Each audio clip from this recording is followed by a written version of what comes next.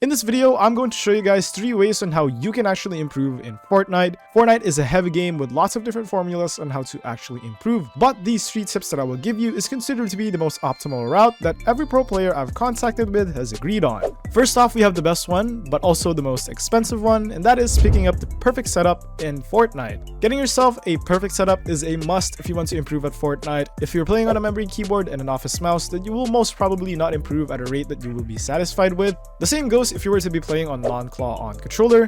You might want to pick up a custom controller for yourself. Fortunately, I've found the best budget options that will provide the best overall performance. The keyboard I've chosen is the Diaria T68SE. This is a super cheap 60% keyboard for $24.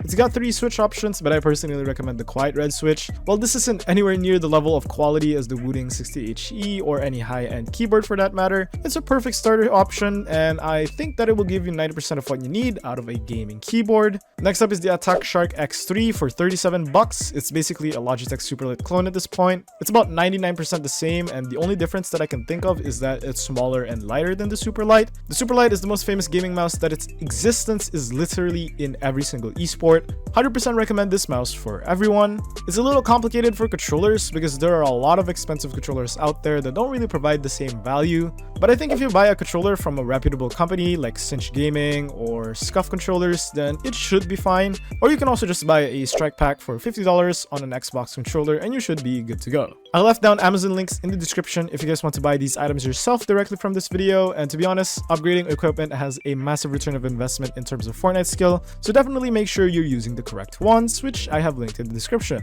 The second tip that I would personally recommend for improving at Fortnite is to enjoy the game. Fortnite is a video game first and foremost, and if anything, it's just a video game. Sure, the destination of being good at Fortnite, winning tournaments, and making money is exciting. Enjoying the process of improvement is something irreplaceable and is actually one of the few key traits that most pro players have today. You can find different ways to enjoy Fortnite. You don't even have to be fully grinding the game, you just have to be enjoying it and loving the process. If you love playing hide and seek in Fortnite, then yeah, that's good. If you like playing ranked at Fortnite, then that's even better. Try to find a way to love Fortnite so that it doesn't seem like a burden to play the game.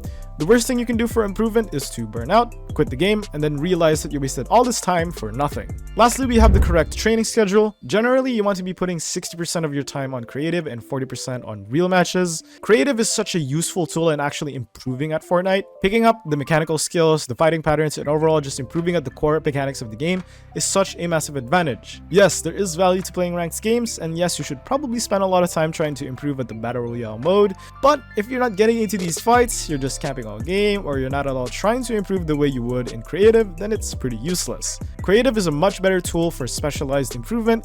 You can work on literally anything and everything in creative. On the other hand, I believe that ranked games are a great way for improving your overall fitness, your ability to read the game, your rotational skills, your macro, your understanding of the game will all be improved the more you play the game, and in general will just lead to you becoming a better player. I would say to at least spend an hour playing on creative, more so than if you were to spend 1 hour playing real matches. 3 real matches will not get you better, but an hour's worth of practice on creative will definitely make you better. Thank you guys so much for watching. I hope you guys learned something new, and if you did, make sure to subscribe, and I will see you all in the next video.